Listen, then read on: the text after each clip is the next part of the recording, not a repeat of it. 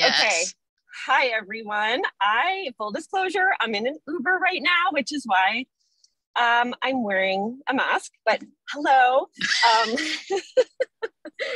Um, sorry, my flight landed late. This is not happening the way it's all supposed to, but we just do what we do. So, should I get started, Michelle? Just Go for tell it. you where it all Yes. started. Yes. Yes. Okay, so back in around 2011, I sort of like realized, okay, so this is a job. Lactation is a job. I had babies and did a ton of breastfeeding and knew about it because I used a lactation consultant with my first one in 2003, very briefly. And then I breastfed like forever and started, like, I'm no joke, 10 years, folks, and started just kind of helping friends. And then I was listening to an NPR radio show, a program about how this very high percentage of new parents would like to breastfeed for 6 months, but the initiation was so high and the rate at 6 months was so low. And what is the disparity? And I thought, oh my gosh, I can do this. And so I dipped my toe in. I started volunteering for the Nursing Mothers Council, which is a local organization that does peer-to-peer phone and now text support for breastfeeding folks. And just started taking some classes. I was at this point a stay-at-home mom. I had been in a completely different career, but now I was home with my kids. And so started volunteering with the Nursing Mothers Council, really loved it. It was scary to be giving advice about breastfeeding, but people seem to really appreciate it. So decided, okay, I want to go ahead and become a board certified lactation consultant. At that point, there was, of course, there were the 3 pathways. I decided, I think I'm going to use pathway 1. It seemed like the most realistic, although looking back on it, I kind of can't believe I've made it through. It just seems like a huge mountain at this point. But I did the Nursing Mothers Council, and then I applied for a job at WIC in Multnomah County in the breastfeeding peer counseling program. And to be in that program, so it's a program within a program, and to qualify, you don't have to be an IBCLC, nor are you supposed to be an IBCLC, you're a peer. So you just have had to have breastfed for a year. That was the requirement. And I got the job. I was what was called an on-call employee. So that was kind of like a long-term substitute teacher. So anytime a peer counselor went out on maternity leave or on FMLA or was gone for vacation, I would substitute. And just the way things worked, I ended up working pretty consistently for about 5 years there. I became certified. I took the exam in 2016.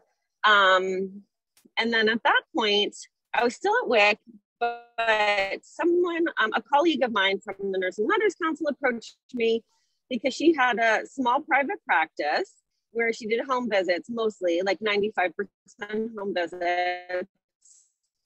And she asked me if I would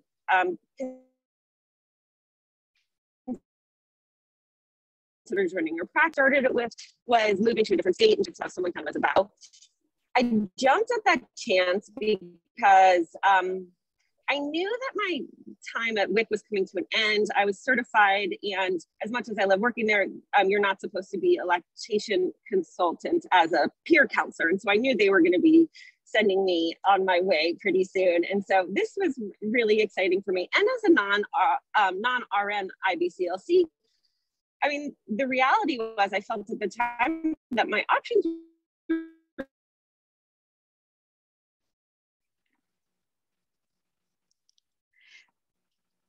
Lara? were really kind of limited. Larry, And Lara, can you repeat that last sentence? I think it dropped out about limited. Sorry. Oh, yeah. I felt like, sorry, can you hear me? Is that okay? Yeah, okay. Thank you. I felt like my options were limited as a non-RN IBCLC. I just felt like I had worked so hard. I'd worked so hard for my hours. I had taken all the classes at, I took a lot of health sciences at PCC, and I took my 90 hours of lactation with PCC at the time. I thought this was a great option for me. So I joined this very young kind of baby private practice. It was just me and the owner of the practice. And I was a contractor for her, which worked out really beautifully because she handled everything: billing, scheduling, insurance, all the things that I hate. And so that was great. She, of course, took a percentage of, and still takes, I'm still working there. She takes a percentage of my visits because we charge by the visit. And it started out really slow. As you probably know, there are so many incredible lactation consultants in the Portland metro area, lots of great private practices. And it was really hard to kind of break into it, I guess, just to get to get referrals and to get business. So it started really slow, one visit a week, no visits a week. I mean, there were weeks where nothing. I was like, is my phone working? What's going on? But slowly we started to get more and more referrals. Midwives would refer, doulas would refer, sometimes doctors. We got in network with a few insurance companies that cover home visits. And so we get referrals that way. And so now we're really busy, busier than, we have more business than we can actually handle. We just brought on another contractor to work with us. So that's great. Things are going awesome. And then in the meantime, I also picked up a part-time job at in the legacy healthcare system and work part-time at Legacy Meridian Park as a lactation consultant. So I'm kind of all over the place, but I don't see, I love the flexibility of private practice. It's really great in that I can set my own hours. In terms of I don't know if this is of interest to anyone, but money, I can make more money in a shorter amount of time, which is nice, but it's a lot less predictable. I don't know, from week to week, I have no idea what I'm going to, how much business I'm going to have.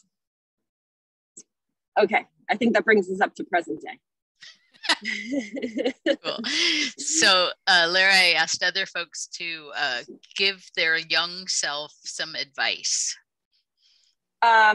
Okay, so the advice, I have a couple since you're asking.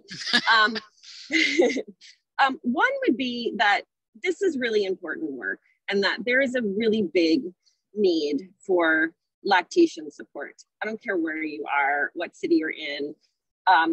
It's really important. And there are going to be naysayers and people who are like, what? That's a job, and think that you're crazy, or even, healthcare workers who think it's a pseudo profession. But it's really, really important. There is a huge void in the birth circle where parents are just sent into the wild, and they really need help. And so you are filling a very important role.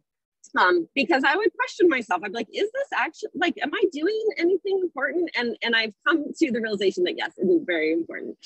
The other thing is, and I think this echoes Marissa a little bit is just stay the course, just keep going. There are going to be times when you think like, there is no way this is happening. I was like, so many times I was like, what am I doing? This is so hard. And there's no clear path for me. And I'm not sure where this is all going. And I'm so grateful that I had the support of my family. And I kept going because now I feel like I have my dream job. And then finally, I would say be flexible. You know, the path isn't straight. And, you know, for a while, when I was at WIC, the breastfeeding peer counseling program didn't need me. So I became a nutrition assistant and did certifying at WIC. And I still got to do breastfeeding stuff, but not as much.